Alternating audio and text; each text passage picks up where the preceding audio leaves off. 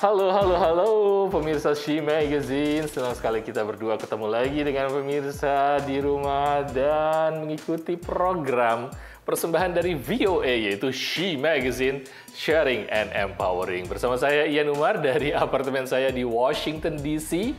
Dan saya Andira Inaya dari New York City. Dan kita ketahui pemirsa, kita masih harus berhati-hati dengan yang namanya COVID-19.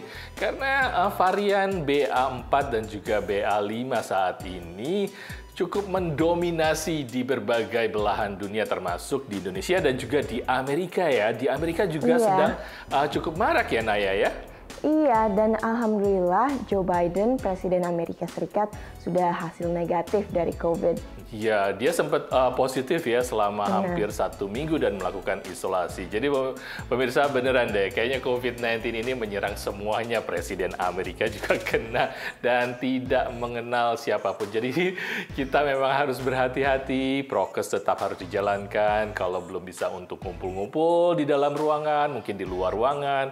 Dan jangan lupa yang namanya mengenakan masker di tempat-tempat yang dianggap cukup padat atau terlalu dekat dengan orang-orang.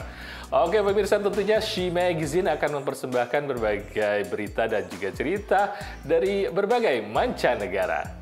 Seorang wanita berusia 102 tahun mendapat kehormatan atas pengabdiannya dalam unit militer terbesar yang seluruhnya perempuan. Semua kulit hitam yang mengirimkan surat ke pasukan Amerika di Eropa selama Perang Dunia Kedua. Romeo Davis mendapat penghormatan atas jasanya di kota Montgomery, Alabama pada akhir Juli.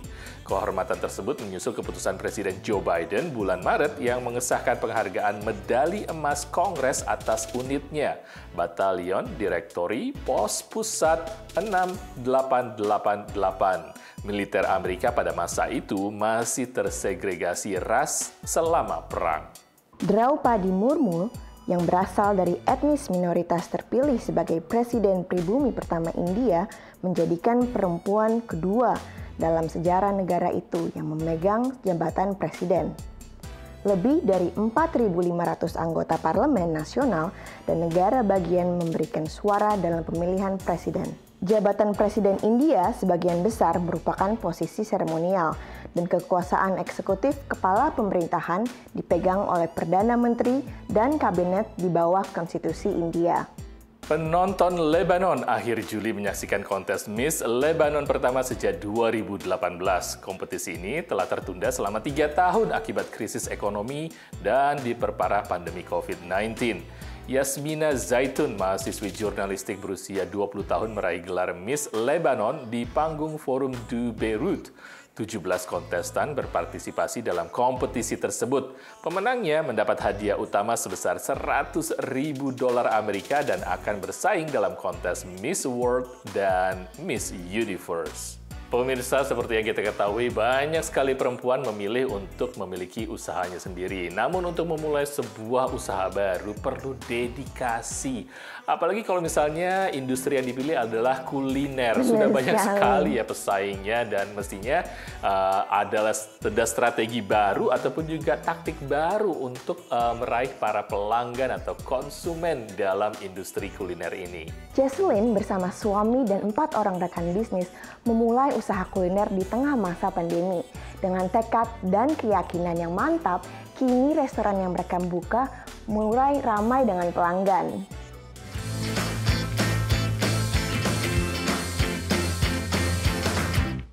Di kota Rockville, sekitar 30 menit berkendara dari ibu kota Washington DC, terdapat restoran yang baru buka, Gyuzo Japanese Barbecue.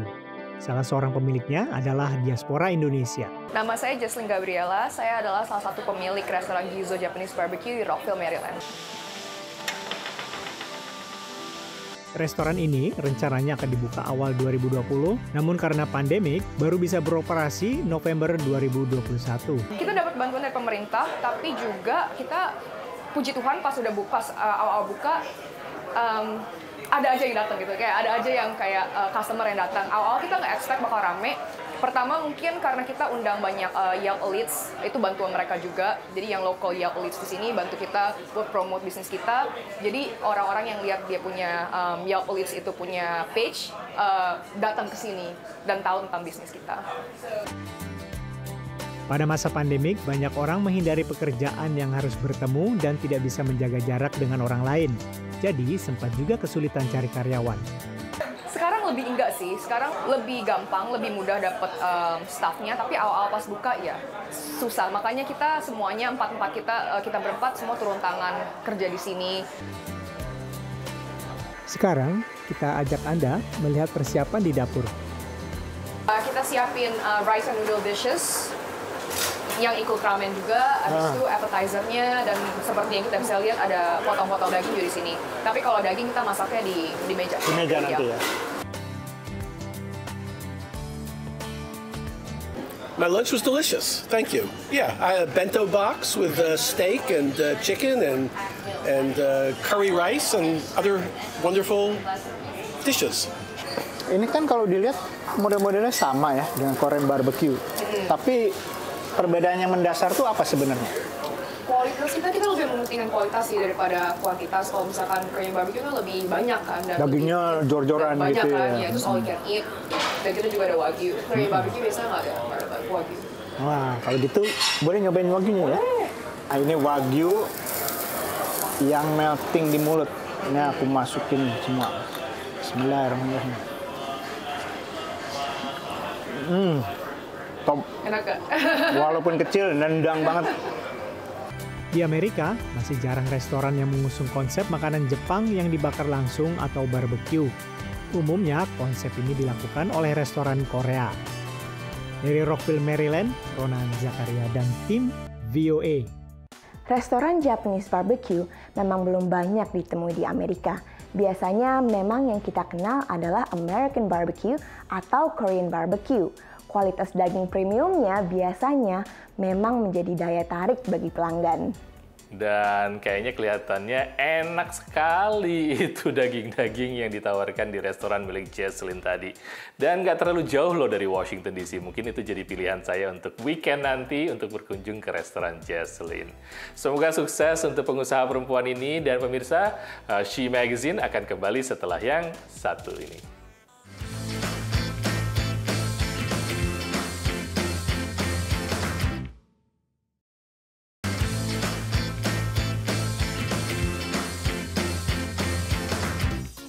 She Magazine, sharing and empowering. Welcome back pemirsa.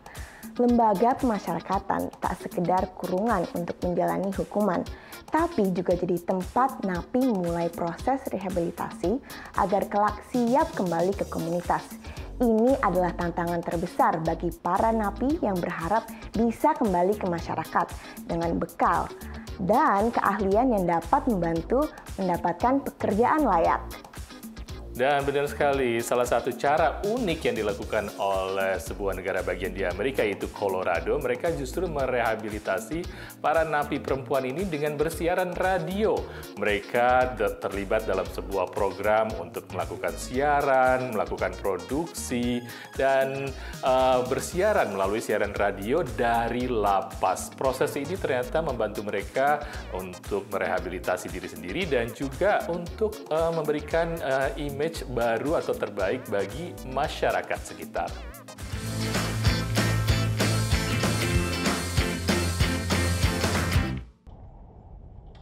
Dari luar, lembaga pemasyarakatan perempuan di Colorado ini terlihat biasa. Tapi di dalamnya ada sesuatu yang berbeda. Welcome to Hotlines on Inside Wire. I'm Cynthia Gonzalez. I'm Amber Pierce. And I'm Sarah Berry. At Denver Women's Correctional Facility. Inside Wire merupakan stasiun radio penjara nasional pertama di Amerika Serikat. Pendengar di luar lapas bisa mengikutinya di aplikasi ponsel. Radio ini bersiaran 50 jam seminggu. Mereka memproduksi berita dan musik, mewawancara sesama penghuni lapas untuk program harian Behind the Mic. Behind the Mic on Inside Wire.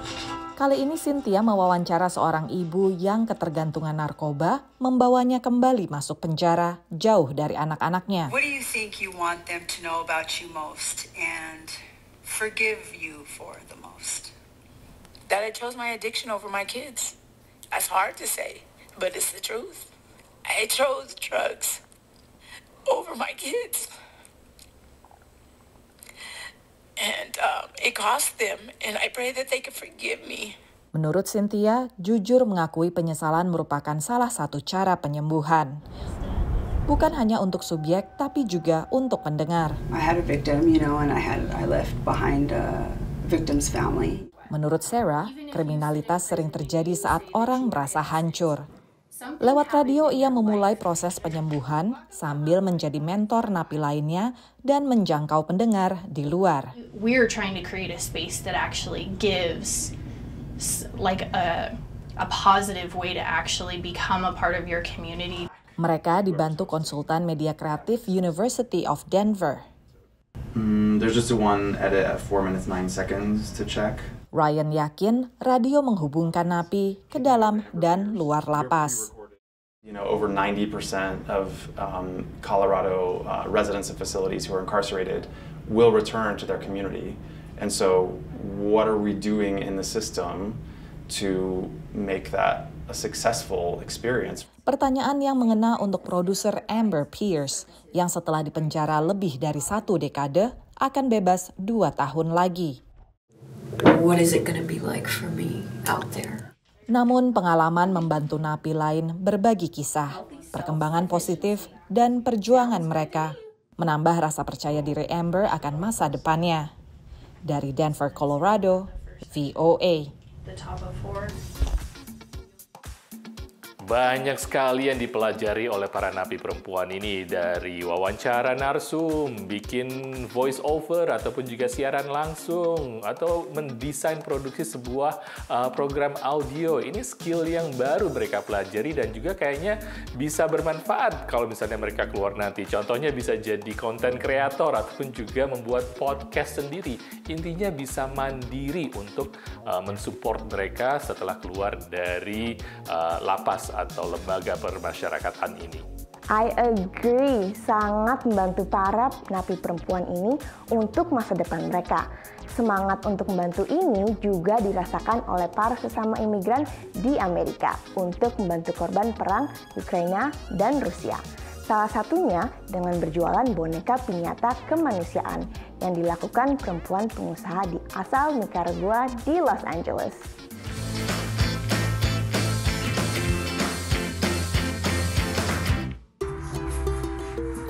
Warna-warni meriah langsung menyambut begitu menginjakan kaki di Amazing Piñatas. Boneka atau wadah karton aneka bentuk yang biasanya diisi permen ini merupakan tradisi khas dalam pesta warga Amerika Latin. Tapi, piñata di toko milik imigran Nicaragua ini bukan sekadar dekorasi, melainkan punya misi sosial. Heavy emotions when I see that on the news and I see people living and staying in areas to protect themselves and their family. So it's just very sad to see that. Itu mengingatkannya pada pengalamannya sendiri. It strikes because I come from Nicaragua and we went through a terrible war in 1970s when I lost a lot of my friends, my childhood friends, relatives. Financially, we lost a lot. Para pengrajin Amazing Piñatas kreatif dalam menyampaikan rasa solidaritas dan support untuk Ukraina sebisa mereka. Jose Sanchez misalnya membuat bentuk hati dengan detil khusus. Istrinya, Luz Ibanez, membuat rangkaian mawar kertas dengan warna bendera Ukraina. We are immigrants.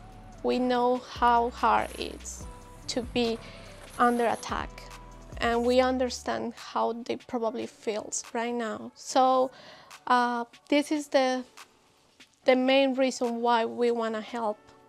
Dukungan untuk perdamaian di kawasan itu tertuang di sosmed mereka. The funds is bringing all the time. We have orders online. We have to send many orders, out of California, which is really good. Amazing Piñatas menyumbangkan 100% keuntungan dari penjualan piñata Ukraina ke Pusat Budaya Ukraina di Los Angeles yang lalu disalurkan ke Ukraina. Menurut Lorena, sebagai warga global, kita semua punya kewajiban sosial. Dari Los Angeles, California, VOA. Para perempuan ini memang sangat menyadari situasi yang dihadapi oleh warga di Ukraina, Rusia, karena mereka sendiri adalah korban peperangan dan harus berimigrasi ke Amerika. Jadi mereka sangat-sangat memahami kondisi yang saat ini dihadapi oleh para pengungsi ataupun juga orang-orang yang sedang menghadapi perang. Tradisi piñata ini memang erat dengan budaya Amerika Latin. Desain khusus dengan warna-warna bendera Ukraina menjadikan produk piñata ini lebih beragam untuk para pelanggan. Oke pemirsa, She Magazine akan kembali setelah yang satu ini.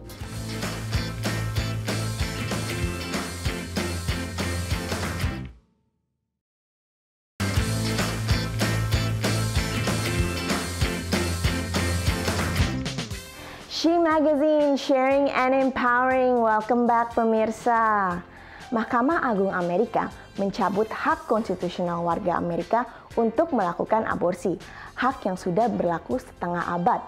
Kubu anti-aborsi menyambut keputusan itu dengan gembira, sementara kubu pro-aborsi murka karena hak atas tubuh mereka direnggut. Nah, bagaimana nih nasib hak aborsi di Amerika ke depan? Ya benar sekali, karena hampir 50 tahun legalitas dari hak aborsi warga Amerika dijamin konstitusi Amerika. Namun setelah keputusan Roe melawan Wade akhirnya dibatalkan oleh Mahkamah Agung Amerika, akhirnya keputusan ini memicu perpecahan tajam di antara warga Amerika. Dan perpecahan ini juga dialami oleh warga Indonesia yang tinggal di Amerika dan mempunyai hak pilih untuk di sini. Jadi mereka juga mempunyai argumen masing-masing. Kita lihat tanggapan dari warga atau diaspora Indonesia yang tinggal di Amerika mengenai isu ini dan kemungkinan untuk memilih di pemilihan paruh waktu nanti, bulan November.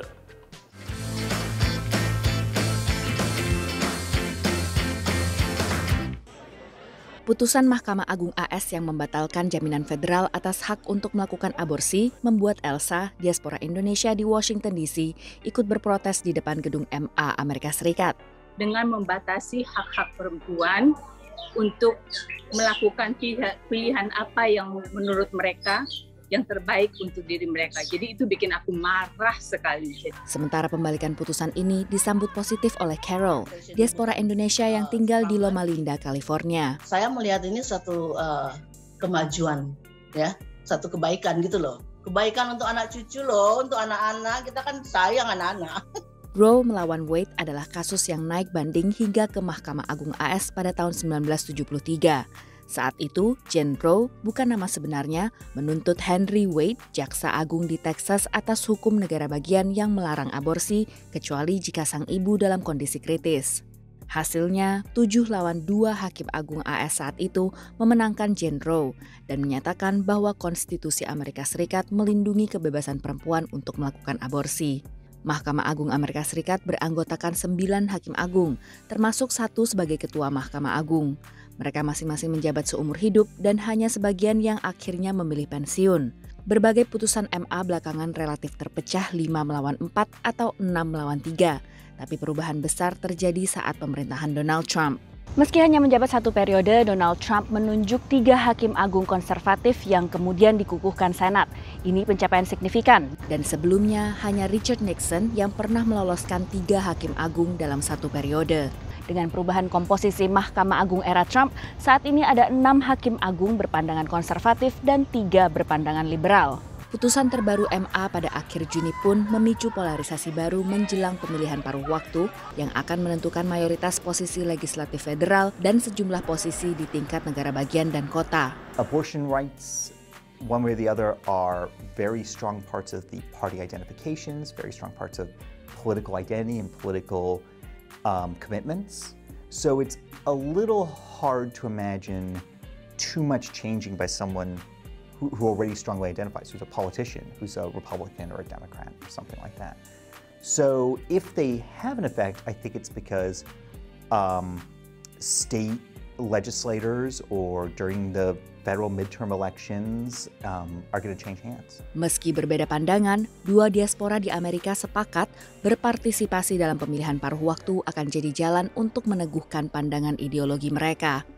Itu banyak sekali hal-hal yang kita mau lihat, banyak sekali. Tapi satu hal yang bisa vote for your children, for your generation, for your future in America. Mudah-mudahan orang-orang yang bimbang mau berdiri di pihak mana bisa membantu mereka memutuskan, loh ngapain juga gue pilih politisi yang tidak mendukung hak-hak gue sebagai perempuan. Meski banyak menyerap perhatian, isu aborsi kerap tidak menempati posisi tertinggi dalam pemilu. Survei 538 dan Ipsos menunjukkan inflasi dan kekerasan akibat senjata api adalah isu utama bagi pemilihan paruh waktu 2022 di Amerika Serikat. Dari Washington DC, Virginia Gunawan dan tim VOA. Pemilu paruh waktu Amerika Serikat akan memilih anggota Senat dan Kongres tingkat nasional, serta sejumlah gubernur dan pemimpin di negara bagian masing-masing. Isu hak-hak perempuan, aborsi, ekonomi, inflasi, serta isu politik internal tampak menjadi faktor-faktor yang dipertimbangkan dalam menentukan pilihan dalam pemilu paruh waktu nanti. Isu-isunya cukup polemik pemirsa. Seperti biasa di setiap negara pasti ada isu-isu internal politik yang juga sangat menjadi pertimbangan dari setiap warga untuk proses demokrasi ini. Tapi yang jelas pemilihan paruh waktu nanti bulan November sepertinya akan disambut baik oleh warga Amerika sebagai proses demokrasi. Pemirsa, mudah-mudahan liputan-liputan yang kami sampaikan dalam She Magazine kali ini menjadi inspirasi bagi kita semua dan juga para perempuan juga berbagi, bisa sharing dan empowering dalam She Magazine. Namun sayangnya kami berdua harus pamit dulu. Saya Ian Umar dari apartemen saya di Washington DC. Dan saya Andira Inaya dari New York City. Keep sharing and keep empowering di She Magazine. Sampai jumpa!